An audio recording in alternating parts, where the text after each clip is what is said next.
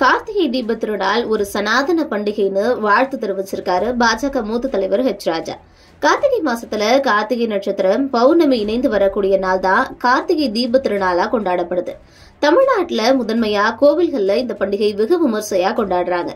கார்த்திகை தீப திருநாளை ஒட்டி பிரம்மோற்சவ திருவிழா அண்ணாமலையார் கோவில்ல நடக்கும் விமர்சையா.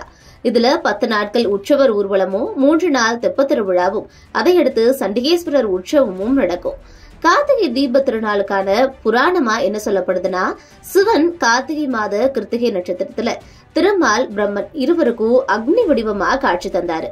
இந்த நாளதான் தீப திருநாளா நம்ம கொண்டாடுறோம். அன்று அதிகாலை திருவண்ணாமலை அண்ணாமலையார் சன்னதியில பரணி தீபம் ஏற்றி அது மூலமா மேலும் 5 தீபங்களை ஏற்றி பூஜை பண்ணுவாங்க. அதுக்கப்புறம் அந்த தீபங்களை ஒன்றாக்கி அண்ணாமலையார் பக்கத்துல வச்சிருவாங்க. இததான் ஏகன் அநேகனாகி அநேகன் ஏகனாகுதல் தத்துவம் அப்படின்னு சொல்றாங்க. பரம்பொருளான சிவனே பல வடிவங்களா அருள்றாரு அப்படின்னு சொல்லப்படுது. இன்று அதிகாலை திருவண்ணாமலையில பரணி தீபம் ஏற்றப்பட்டது. மாலை மகா தீபம் ஏற்றப்பட இருக்கு. கார்த்திகை தீப திருநாளை முன்னிட்டு பாஜக தலைவர்கள் பலரும் வாழ்த்து தெரிவிச்சிட்டு இருக்காங்க.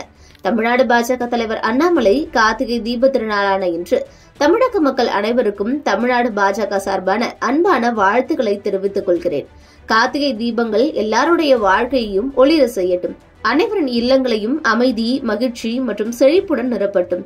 இறைவன் அருள் இந்த கார்த்திகை தீப திருநாள்ல அனைவருக்கும் கிடைக்க வேண்டிக் கொள்கிறேன் அப்படின்னு தெரிவிச்சிருந்தாரு. இந்த நிலையில தான் பாஜக மூத்த தலைவர் ராஜா அனைவருக்கும் சனாதன பண்டிகையாம் கார்த்திகை தீப திருநாள் நல்வாழ்த்துகள்னு தெரிவிச்சிருக்காரு. இந்த கார்த்திகை தீப திருநாள்ல எல்லாருடைய இல்லங்கள்லயும் இருள் நீங்கி ஒளி பெற்றிட இறைவனை வேண்டுகிறேன்னு தெரிவிச்சிருக்காரு.